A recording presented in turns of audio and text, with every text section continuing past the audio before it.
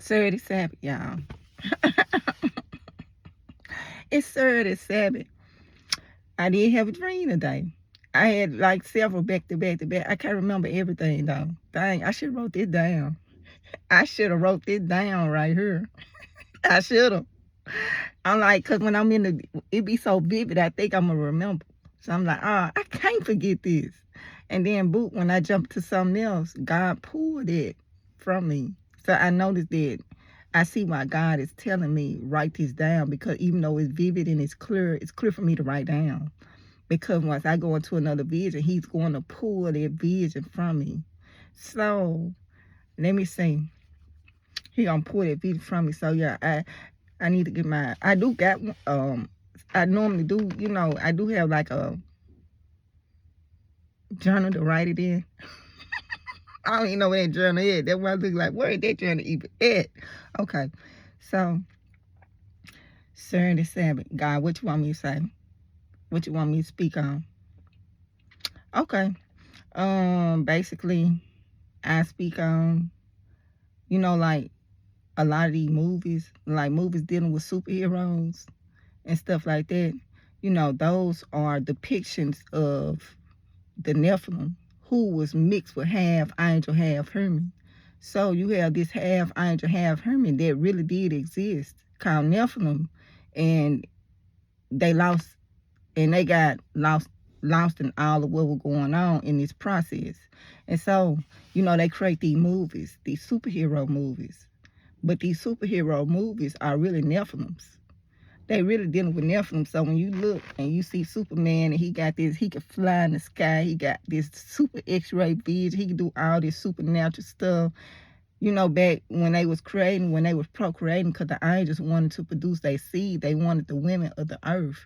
And they wanted these women of the earth to carry their seed. So these children had these superpowers. And they were giants. So when you look at a lot of these like superhero movies, these are really Nephilim. They are Nephilims. And so I used to be more into it. God, He's gonna just take it out of me. Like He's just gonna take all the excitement out. Like that's the Holy Spirit job, just to take it all out. So I used to love superhero. I still might watch superhero like Wonder Woman, stuff like that. But I know the origin. So now when I watch, I'm like, that's a Nephilim. Especially dealing with like the one I used to like that God won't allow me to like is let me see what the name of it is.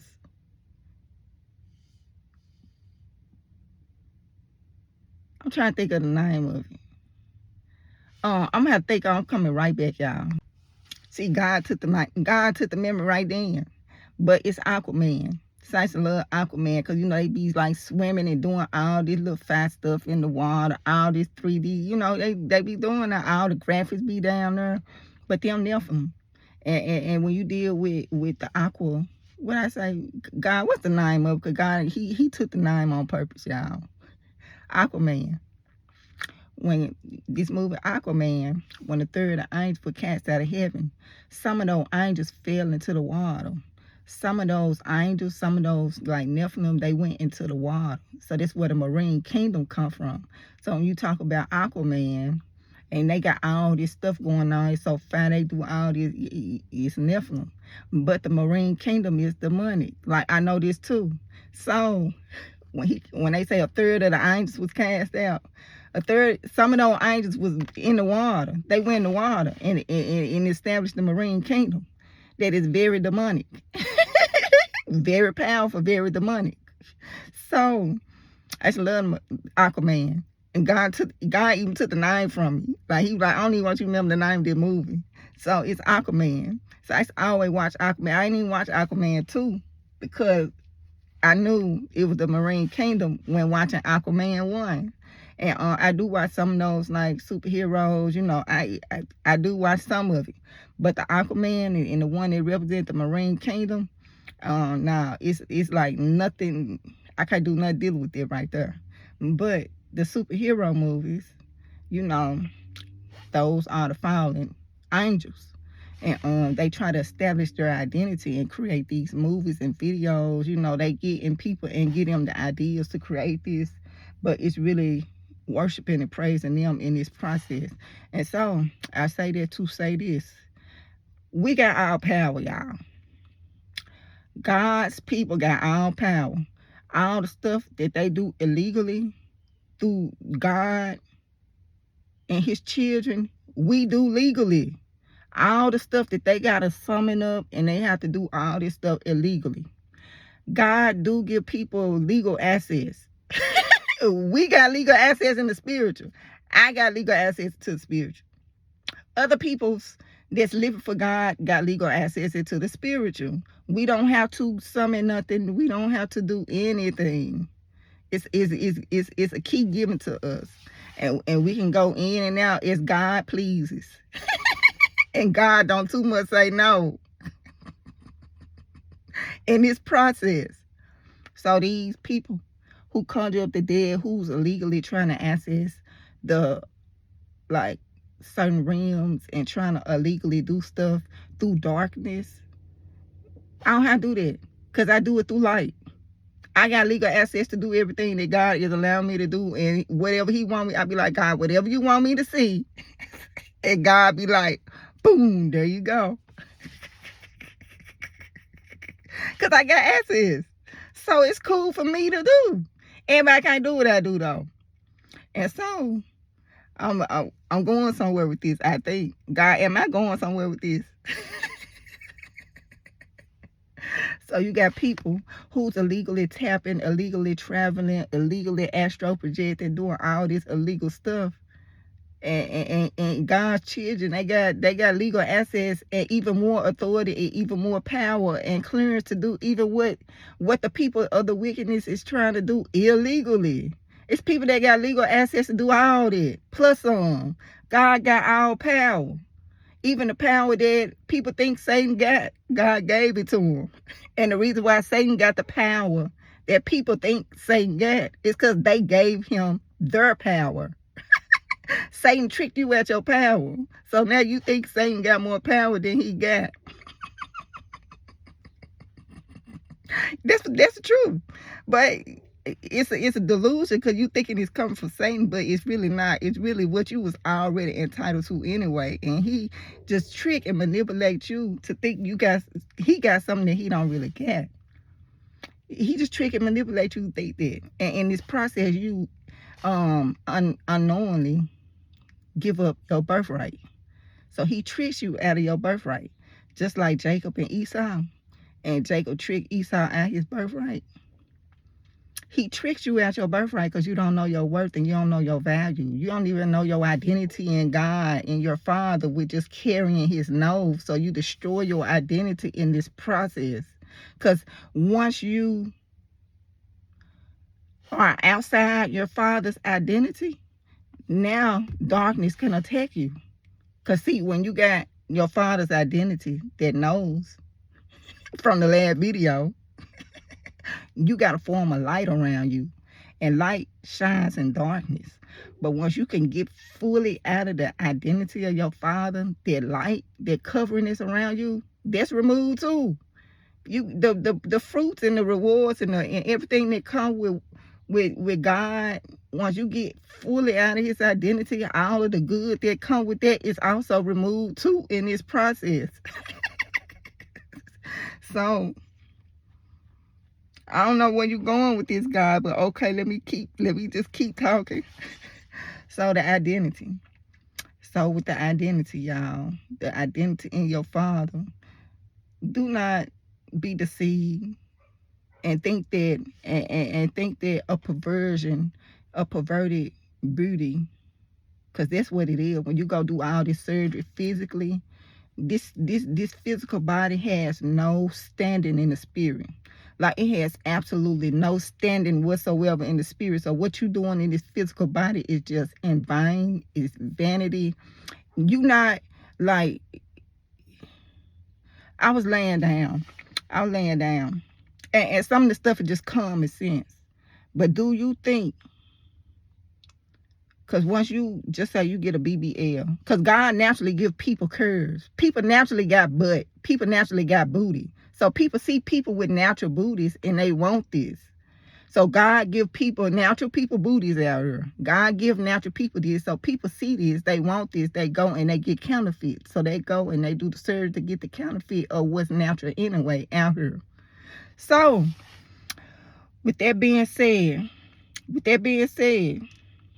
do you think that on Judgment Day, a person that went and got a BBL, and on Judgment Day, God is going to let them in heaven to bounce and shake and jiggle around with a BBL? Like, do you think that's what's going to be going on? Like, do you think the holiest of holy is going to contaminate heaven with any kind of sin whatsoever? Ain't no sin getting in heaven. People come to me all the time, but I got this loved one, and this is what they dealing with, and that's what they dealing with. I said, girl, do you think God finna contaminate heaven? Do you think he finna contaminate his home with sin for your loved one? He giving these people, he giving everybody chances to clean it up. That's why we on earth. We are on earth to clean ourselves up so we can get back to our home, which is heaven. If we don't clean ourselves up, we ain't getting back to heaven. Period.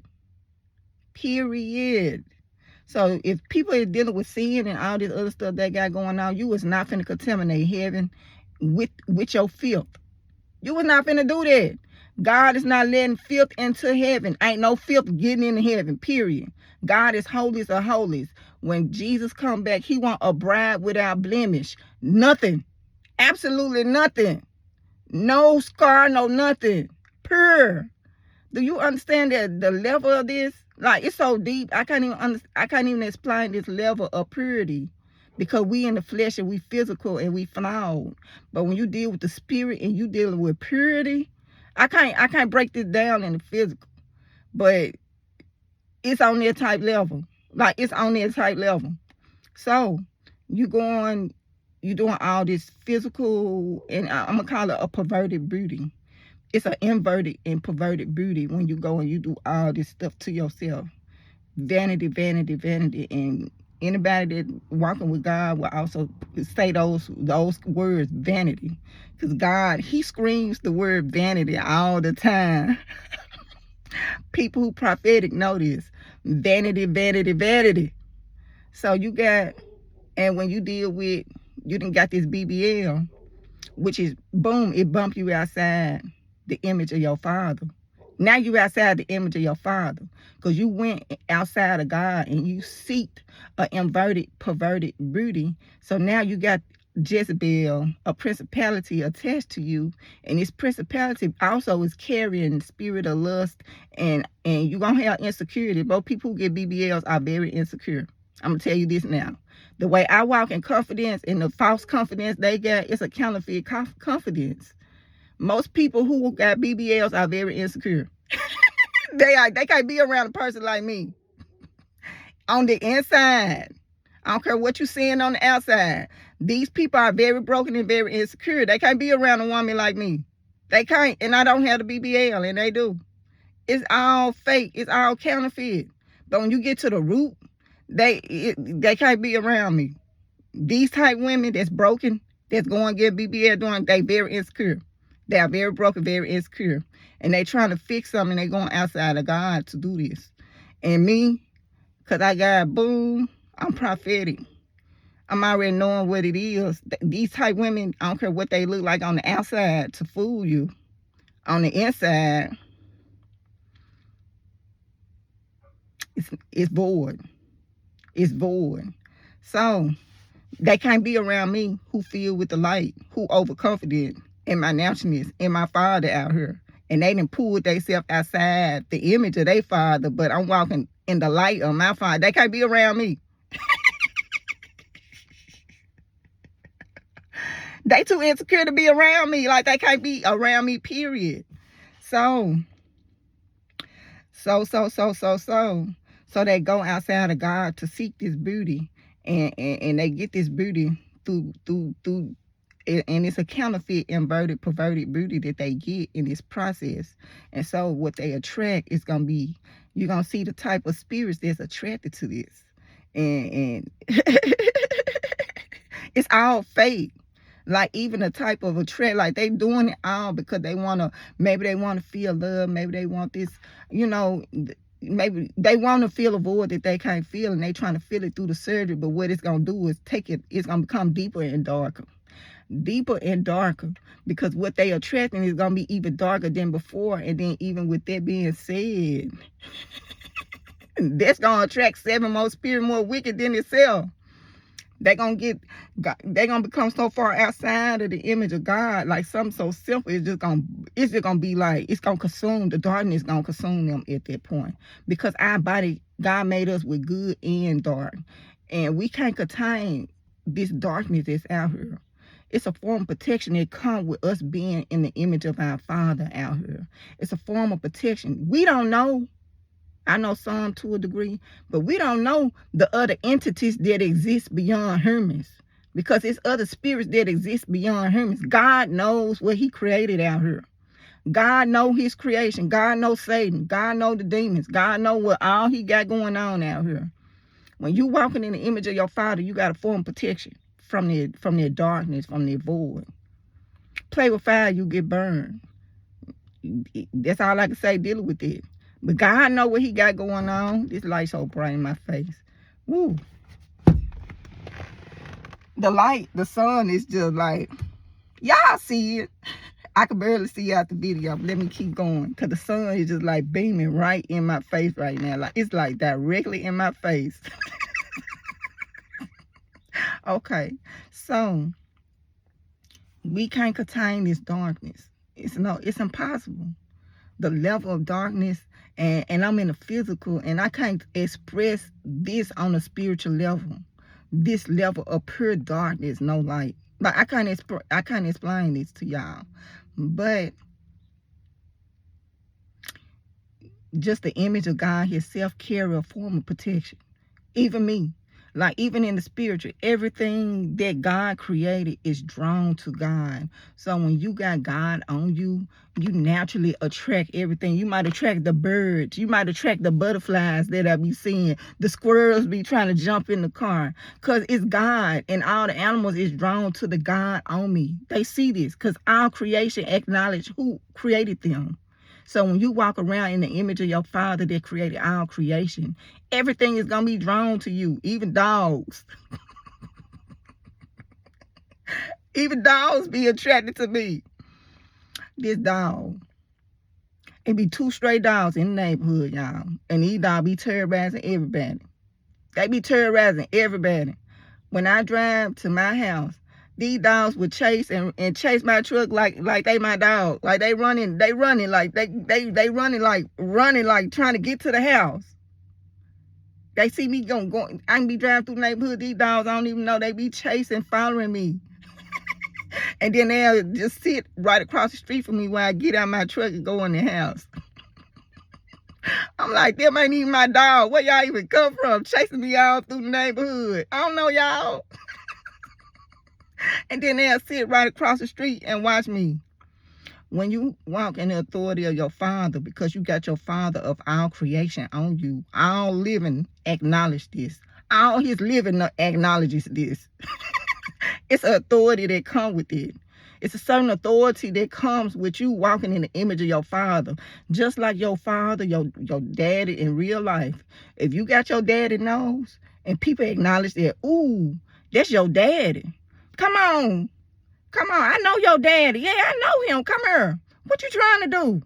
You'll have so much favor on you just for you being in the image of your Father. And I'm talking about physical Father. Sometimes the status of your Father that he has established in the earth, when you come and you his child, people will gravitate naturally to you. Everybody that knew your daddy is going to receive you. And everybody that hated your daddy will also hate you.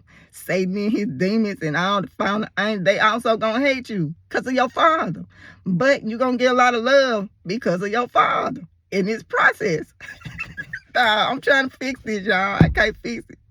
Okay, I got the light. I got to put my hand over the window because it's just too bright. Like, it's so bright, I can't see nothing. But do you understand what I'm saying with this? So when you in the image of your Father enemies will also be your enemy. But the favor and the people that love your father will also love you. So on this walking journey that we on, because Satan was cast out of heaven and he had a hate for God, everybody that's walking in the image of God, Satan will also hate them. Satan will also hate them. And one thing Satan try to do is get you outside the image of your father. He hate to see God when he see you. It just do something to them.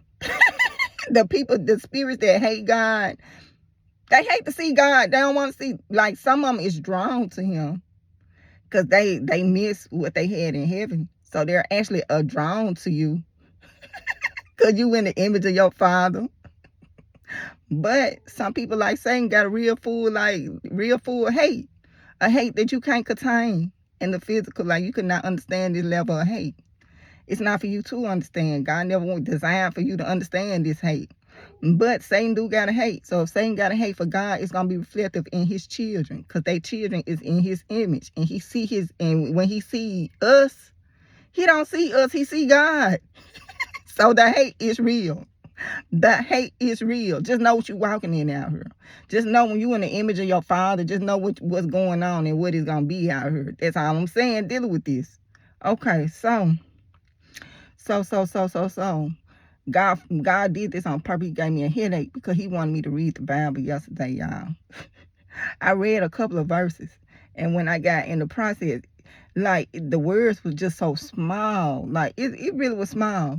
And I was like struggling, like, dang, what's the next? Like that's how I was. So I started reading. And then God was like, boop, headache. Y'all, God, he do that to me. He gave me a headache behind it because I wasn't reading no more. I stopped because it was a struggle trying to read them words.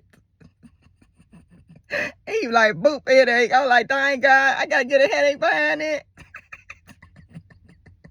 Yep. As soon as I put that Bible down my head, so I heard. Okay. He moved the sun. He moved the sun. Because like I said, when you walking in God, in his image, you got a certain authority. You got a certain power with all creation.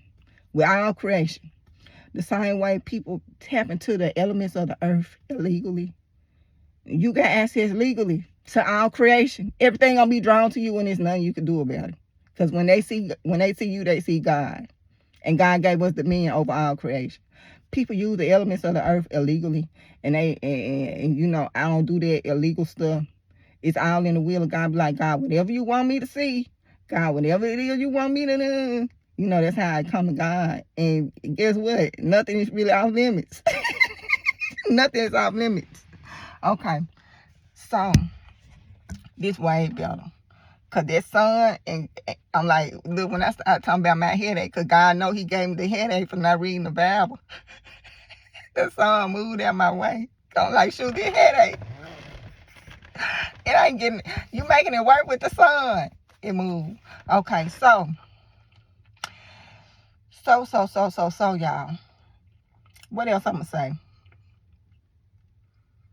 So God, he drifted me into the identity. And it's so much wrapped up in his identity. It's so much wrapped up in your birthright. Like, it's so much wrapped up in what you got and what Satan do. He tricks you to give up your birthright. Because that's what I was reading yesterday. So I'm sticking. So that's what I'm talking about. Esau never knew the value of his birthright, but Jacob, he had this knowledge and he had this wisdom, and he knew. In the birthright in the Bible days, it always went to the firstborn. So Esau was the rightful owner of the birthright. But in the Bible, you know, God said he hated Esau but loved Jacob because Esau never followed his ways, and Jacob was a man who followed his ways. God want me to read something else to y'all too, because people, they got it mixed up. They got it mixed up when it comes to man. When it comes to man and what a man supposed to be and what a man supposed to do. And God want me to read Esau and Jacob to explain this to y'all. Okay. Shoot. Where that Bible is? Okay, here it go. Right here. Oh, I'm back. Okay, this is Genesis 25. Because see, I know because I was reading Genesis 25 last night. God ain't proud of me, but I'm proud of myself, y'all. Because I ain't put in all the effort because God want all or nothing. I did put in some effort. So God, this is helping me then. This is helping me with.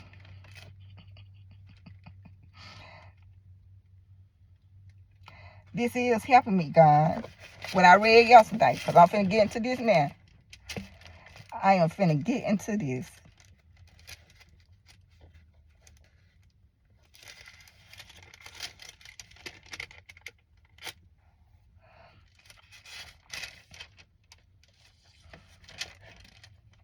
And God want me to speak on this because a lot of people overlook this right here. Okay.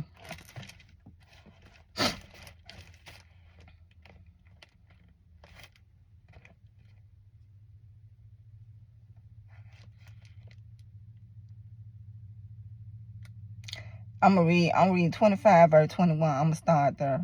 There go that light. Well, I ain't got no headache now, but there go the light. Okay, it's like now Isaac pleaded with the Lord for his wife because she was barren, and the Lord granted his plea. And Rebekah, his wife, conceived. But the children struggled together within her. And she said, if all is well, why am I like this? So she went to inquire of the Lord. And the Lord said to her, 2 nations are in your womb. 2 people shall be separated from your body. One shall be stronger than the other, and the older shall serve the younger. So this is what's going on in her womb, even before she born to the earth. God to tell her why she having all these problems with her twins, her twin boys, Esau and Jacob. And you know, the last part of this said the older will serve the younger, because normally the younger serve the older. God said, bloop, it's finna be a flip with that. Now the older finna bow to the younger. So it says, so when in her days were fulfilled for her birth to give, so when her days were fulfilled for her to give birth, indeed there were twins in her womb. And the first came out red. He was like a hairy garment all over. So they called his name Esau. Afterwards his brother came out, and his hand took hold of Esau's heel. So his name was called Jacob. Isaac was 60 years old when she bore them. Man, she had a rough pregnancy. That boy was cutting up in her stomach. Her stomach cutting up. Okay, so the boys grew, and Esau was a skillful hunter, a man of the field. But Jacob was a mild man, dwelling in the tents. And Isaac loved Esau because he ate of his game, but Rebekah loved Jacob. So, there right there what God wanted me to speak on. So the boys grew, and Esau was a skillful hunter, a man of the field, but Jacob was a mild man, dwelling in the tents. And Isaac loved Esau because he ate of his game, but Rebekah, she loved Jacob. So, I can go further, but dealing with it right here. When you look at this right here, you know, everybody trying to give men this stigma of you supposed to be this manly man, you supposed to do this, you supposed to do that. But when you look at Esau and Jacob, clearly they were 2 distinct different types of men with 2 different distinct characteristics. Esau was in the field. He was a hunter. He was rough. But when you look at Jacob, Jacob was a man who followed up under his mama. He still was a man. He was not a man trapped in a girl body. He followed up under his mama. It said he was a mild man. He was a sensitive man, and he dwelled in the tents. And it said his daddy loved Esau because he was just a man of the field, and he was just a hunter. But Rebekah, she loved Jacob. So even though they were 2 different men with 2 different characteristics, one did not lose his identity and say, okay, God made a mistake with me because I don't like to be out in the field and hunt like my brother Esau. He didn't lose his identity in God and Christ in this process. So what he did, he just embraced who he was. And in this process, you know, he didn't get tricked by the enemy in this process. So even though Esau was a man of the field, God didn't design Jacob to be that. Like God designed Jacob to be a mild man, and that's what Jacob was, a mild man. And so a lot of people lose their identity because we have this stigma in society, and we have somebody that's not even God telling you what is a woman, what is a man. Like, what is a woman? Like, how do you know what a woman and a man supposed to do? God made who? I think Deborah. She was over the whole military. Like, they talk about Deborah being a judge, but Deborah was militant. She was a female militant out here. She didn't lose her identity because of the role she had to play in society. And so, and same with them. They were two different men with two whole completely day and night, two different genetics, basically. Opposite day and night, but they both are men. And one man was of the field, and another man, he was a very male man. So, just because God made you a male man do not mean that you are supposed to be a woman. And just because God made you a strong, dominant woman don't mean you supposed to be a man. I know Deborah, I think Deborah is the one who was a judge, but she was like over a whole military. Like, she was over a whole army. I think Deborah was kind of rough. Deborah was militant. Like, she led the whole army of Israel. Not only was she a judge, which is what she's known for, people don't talk about the other part of Deborah. I think that's her. If not, God gonna let me know and I'll do a recap. But she was over the whole army of Israel at one point. This lady. They don't push that because they try to push identity and try to push, if you don't do this, then this is not your identity. And if you don't do that, that is not your identity. But God is so unique. And God is so creative in what he do and how he do. God do not box us in with this is what a woman do. This, certain things, yeah. Like, if I'm providing stuff like that, yeah. But I mean, just the uniqueness of how he designed each and every one of us out here. Male and female, he made them both. Genesis. Male and female, he made them both. God did not make a mistake. God do not make mistakes. What God made is what it is. Period. God do not make a mistake. Even when it comes to you trying to change and alter and get out of the image of God. God did not make a mistake when he designed you. God did not make a mistake when he designed you. Regardless of if he decided that you was going to be curvy, or if he decided you wasn't going to be curvy. If he decided you were going to have big, full lips, or if he said he didn't want you to have big, full lips. If he decided you were going to have a big, wide nose, or if he decided you were going to have a narrow, small nose. God did not make a mistake with nobody who he designed, and everybody he designed is in his image. Because when you get to the point where you feel like you need to fix something that's not even broken, then you telling God that he made a mistake with you. Like, that's what you're doing. So then you get to the point where you feel like, I could do it better than God. God made a mistake. I'm finna prove God wrong. Pride come on you. Leviathan come on you. Jezebel come on you. All this come on you with this false counterfeit energy and this counterfeit acceptance. Like, yeah, you did do better than God. Look, God made you look like this, but look what you did with yourself. Like, you took yourself and you made yourself, wow. So you gonna play with the creation like that and tell the creation he made a mistake when he made you? And he know exactly what he made you for. You are here to serve a purpose. This is not even our image and our identity. Like, this is just a shell, a body. This is temporary. It will, from dust you would come, from dust you would go. Like, all this is temporary. So, it's deeper than that, y'all. Okay, so let me read the last part of this. Because I'm like, God, with God, I'm trying. Amen, I ain't read the rest of this. But, okay. So, then it say Esau sells his birthright. So, it say, now Jacob cooked the stew.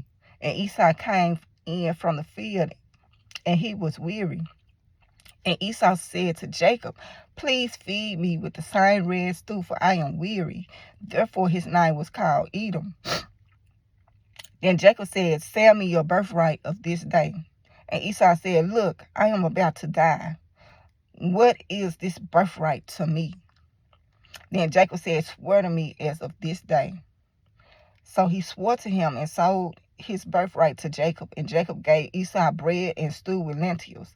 Then he ate and drank, arose and went away. Thus Esau despised his birthright.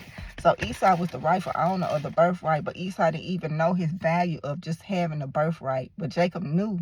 And so because Jacob didn't value the birthright, Jacob was like, give me your birthright. And then Esau said, that birthright ain't worth nothing. Here you go. But then you got the 12 tribes that's going to come through this birthright. That include Jesus. Jesus is in his bloodline. So Jesus is in the bloodline right here. And he's selling his birthright because he has no clue whatsoever. And he's supposed to get the birthright. But he don't know the value. And it's not for nobody to make him know the value. God said, what God say? We perish for lack of knowledge. We perish for lack of knowledge. So it's your job on this earth to seek knowledge and seek understanding of what's going on. It's not your job to just walk blind to everything going on. Like, you got a purpose to fulfill. And your purpose is supposed to be seeking the truth. Truth is the fruit of the spirit. You're supposed to be trying to seek the truth and not live in a lie. Okay. You're supposed to be seeking the truth while you on this journey of life. And somebody tell you the sky is orange. You're supposed to seek the truth and say, no, the sky is blue. That's what you're supposed to do. Like, that's your job. To seek the truth. So, you can't just run with everything, everybody telling you this ain't important. Ooh, blow your lips up. Ooh, now you outside the image of God. Boom, you gone over there because on Judgment Day when God talking about going to heaven and your lips all puckered all up like that. You think you're going to be walking around in heaven like this? Like, you think you're going to be really just parading through heaven looking like this? Like, what you think heaven going to be? Like, what y'all think you supposed to be in heaven? I'm sitting down thinking on this. And maybe because God got me thinking on this.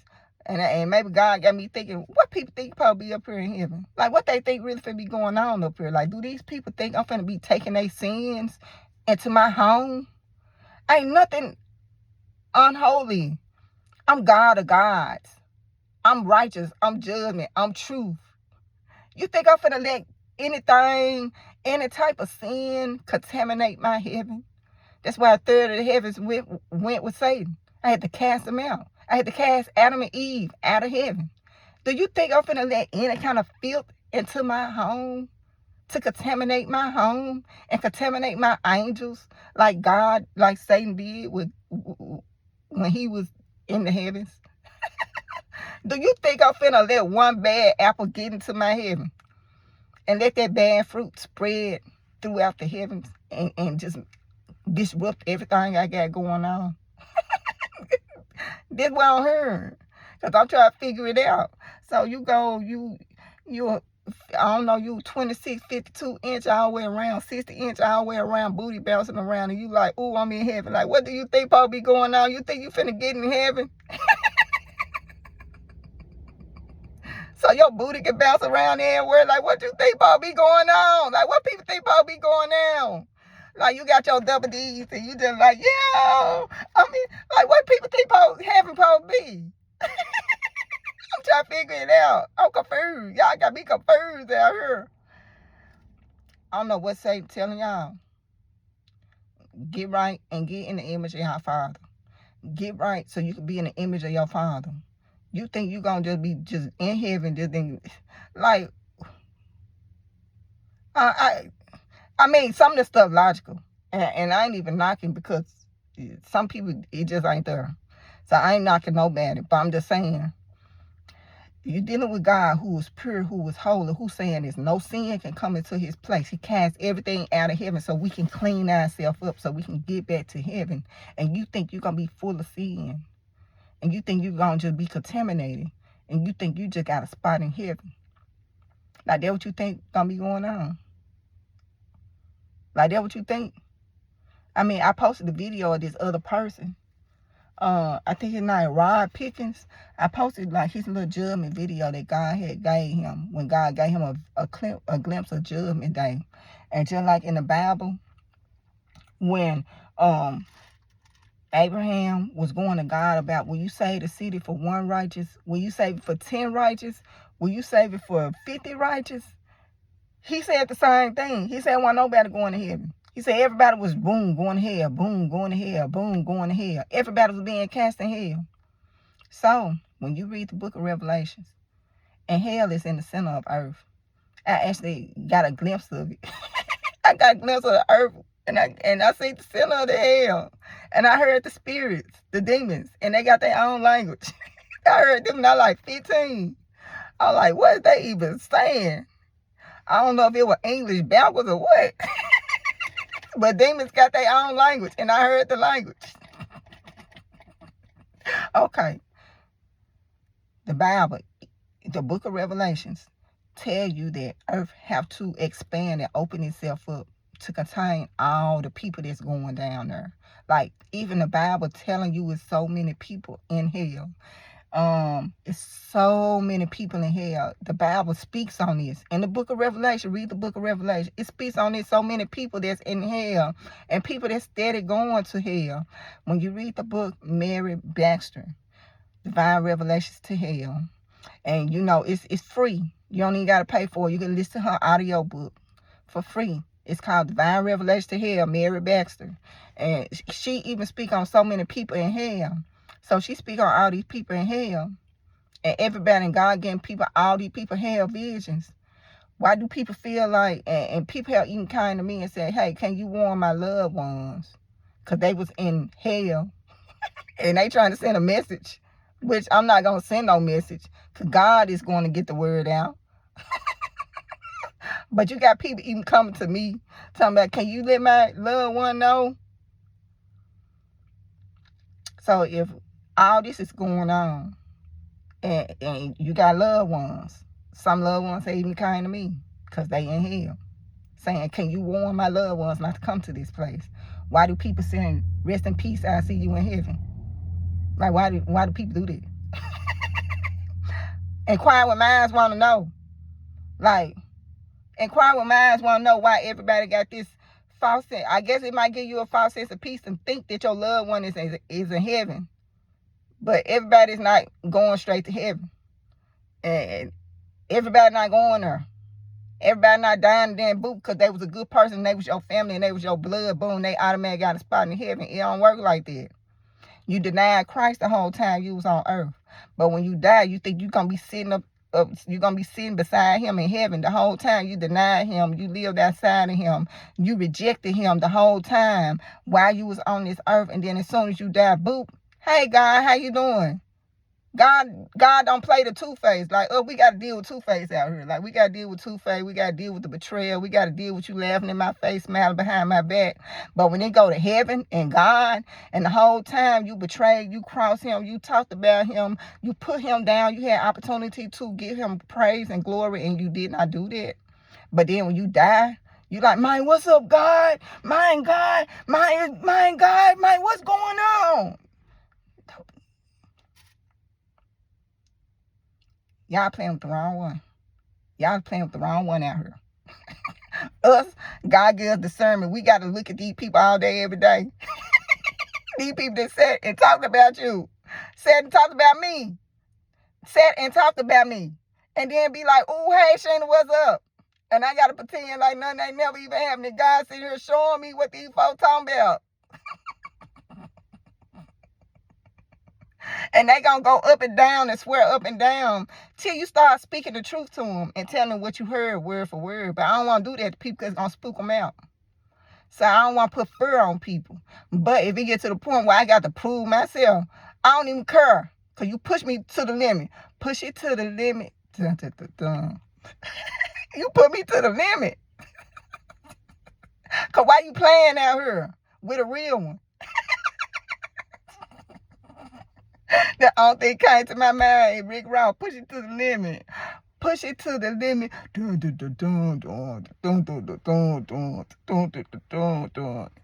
it to the limit. Don't do me like that. Like, don't play with me. I got too much other stuff going on for real, for you to be playing these games out here. Like, I ain't got time. I'm the real deal out here. Like, do not play with me. Because I'm going to pull up all kind of stuff and it's going to end up scaring you. You're going to be trying to figure out how I know what I know. And the more you play with me, the deeper God going to let me go. And I ain't trying to go deep like that. I ain't trying to do it. So, okay, God, I'm speaking on it.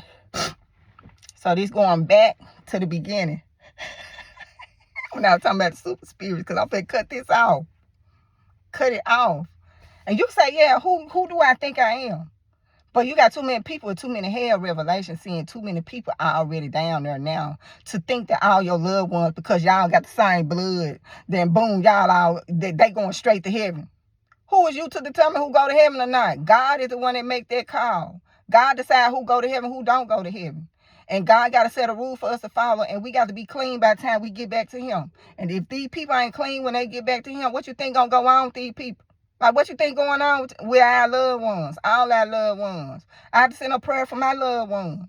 Because everybody's caught up in the world, and everybody got free will out here. So if you got free will, you got a choice to choose what you're going to do, what you're not going to do. And me, because I know the law, the spiritual law, I can't interfere with free will. So that's why in my other video, I'm not talking about the surgery. I'm not here to persuade you not to get the surgery because you got free will. So you got a choice to choose the surgery or not. That's why I told you, do you. And me, I can't interfere with your free will. God don't even interfere with your free will. So you're not going to see me do that. So that's why I come the way I come with certain stuff. But, God, where I'm going with this?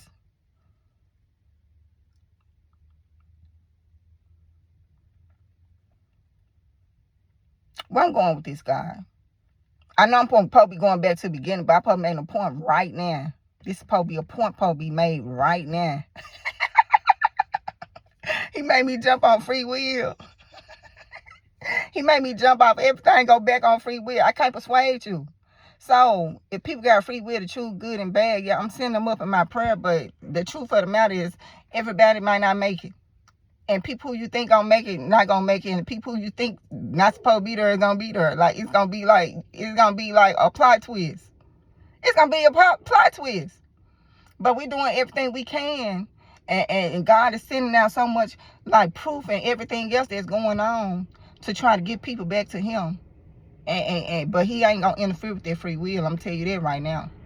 So he gonna let you choose. You gotta choose him. See, the thing about free will is a double-edged sword, because now you gotta choose him. See, with free will, you also gotta choose good, bad, right, wrong, but you also gotta choose God. And through your actions, that's how you choose God. So if you go against what the Bible is saying, then you going against God and you rejecting God. So how can you reject God but then want a spot in heaven with God? Like, how do you want to be with God but reject God? You can't have both. And God ain't gonna let you do him like that. Like, he ain't finna let you play with him in his face. He ain't finna let you do that. Like, you ain't finna sit here and play him. So I'm finna let y'all go, because I can't speak on my vision because my phone finna die. I'm finna let y'all go. Y'all enjoy y'all day. Yeah. My phone finna die, and it was gonna destroy the whole video. Satan was busy. That's why I had to cut it off, because I lose everything, and God is speaking firsthand with me. But also, when I was reading about Esau selling his birthright, you see what Satan used when he got Esau to sell his birthright: food. You see what Satan used when he got Adam to give up his birthright: food, his entitlement, his like his dominion. Adam gave up all his dominion over an apple, over the fruit. He gave everything to Satan over a piece of fruit. And look at Esau. Esau gave up his whole birthright because he wanted that stew. So Satan will use food. And if you look through the Bible, food has always been a weapon that Satan used to get what he trying to get out of people. He know the flesh is weak. And he know normally 9 times out of 10, once you hungry, like even Esau, and I didn't touch on this, but I'm touching on it now, but even with Esau, he was like, I'm about to die. You think I'm worried about a birthright and I'm finna die? I'm finna die of hunger out here, and you talking about a birthright. Of course, Esau was over-exaggerating, or of course, in his mind, he felt like he really finna die because he was just hungry, or he was just being manipulative. But regardless of what it was, he gave away the most valuable thing he had, which was his birthright. So, and Satan will use food to do that. So even us, like sometimes, like even when you go out on a date, somebody might be like, oh, let's just go out to eat. And it's somebody you don't even want to deal with. And then you stuck with this person. Like, this person stalking you behind one little dinner. You thinking like, okay, we finna go eat. We finna just go out to lunch. Okay, as friends, we just gonna go out, kick it at lunch, man. You got you a stalker for life.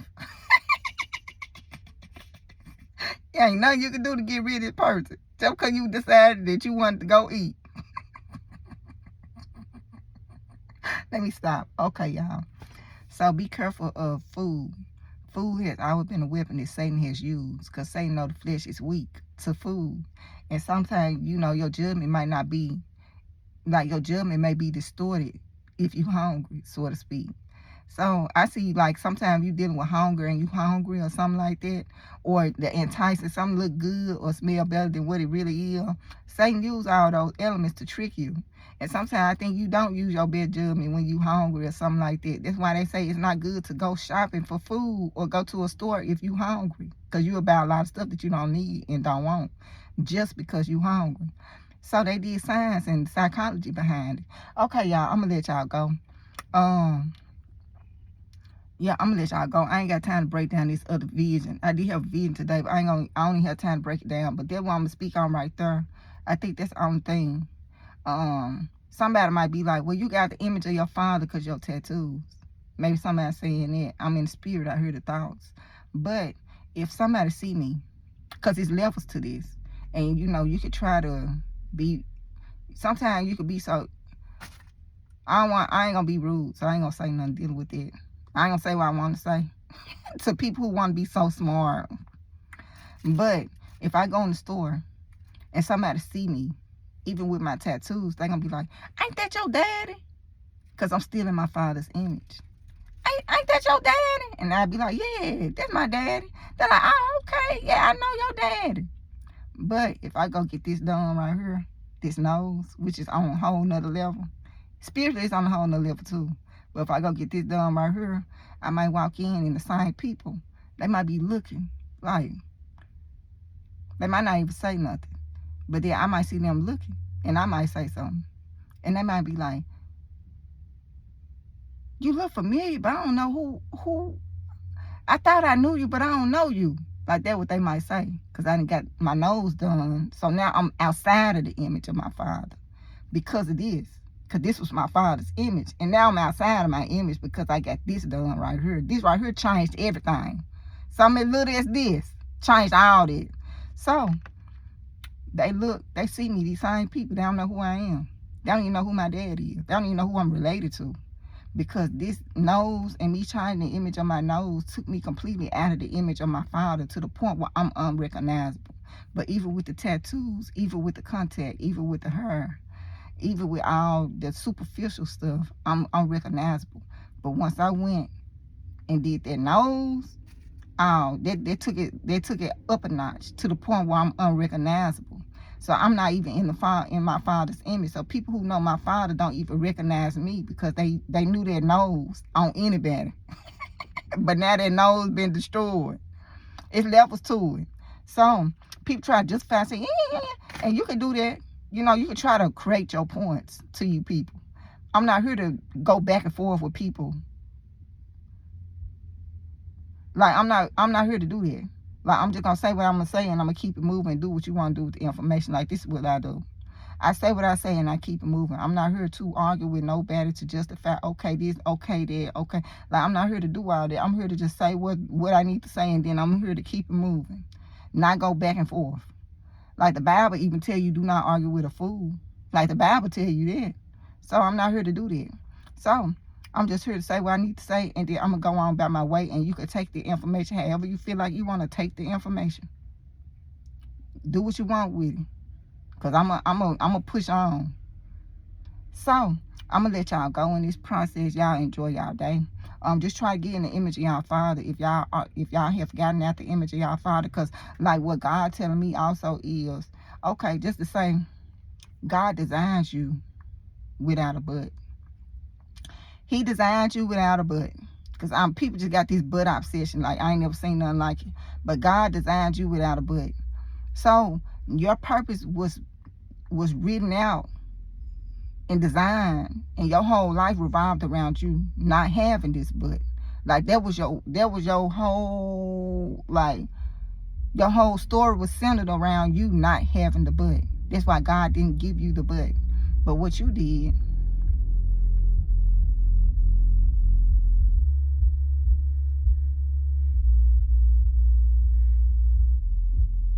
what you went and did is you went and you altered your purpose, your destiny, your story because you went and you got this butt. So what you supposed to have attracted and what was supposed to be written out for you has been altered, because now you're like you're attracting all of what people with butts attract. But that wasn't supposed to be in your story to write. Like, that wasn't your story to live, because God didn't design you for that. You came with a purpose. And so you supposed to be fulfilling your purpose, but now your purpose cannot be fulfilled because you did go through the surgery and you did get this butt. So now everything has been altered. And it's altered to the point where you may not even find your husband, because the person who God designed for you, God said, well, she's going to be different from all the other women. And he looking like, well, okay, I'm looking for a woman that's different. But then when he look, everybody he see got butts. So he can't even find a woman that's for him. Because you done went all to yourself. So the clue that he gave your husband that he supposed to use to find you, he can't even find you. Because you look like the rest of them. You don't stand out now. You done did this little thing and you done altered your whole, like, everything. Everything that was written about you, your whole purpose has been altered because of this. Okay. And it's deep. Like, when I say it's deep, like, it's really deep. Like, it's really deep. I ain't even trying to get into all this. Okay, I speak on it. Like, just like Leah. Leah was Jesus' great-great-great-grandmother. Leah was Jacob. You remember Jacob, the South Mountain man? He ended up being tricked. And this story is long. That's why I'm not sure I split this off. But this story is long. But he ended up marrying Rebecca, but he was tricked to marry Leah. And Leah ended up being Jesus' great-great-great-grandmother. But in this process, Leah, she was considered to be very unattractive. So she's unattractive. Nobody don't want her. The daddy of the two daughters ended up tricking Jacob, who is the mild-mannered man, to marrying both of the women, because it was tradition for them to marry the firstborn before the second. So when he went to want to marry Rachel, the only way he could get Rachel is he had to marry Leah first, because you have to give away. That was the law. So in the Bible, you know, you following the law. The customary law is that the firstborn daughter have to go first. But the firstborn daughter was very unattractive. So the Bible do speak on Leah being very unattractive. So what Jacob do is he want Rachel, like he want the beautiful one. So he do the 7 years to get both women. So he ended up marrying both women. And the one that was unattractive ended up being Jesus' great-great-great-grandmother. But imagine if Leah decided to alter her look to be accepted into the world. Imagine if Leah was beautiful. If Leah was beautiful and she went and altered her appearance to be beautiful to the world, what if she would have got married to a different man other than Jacob?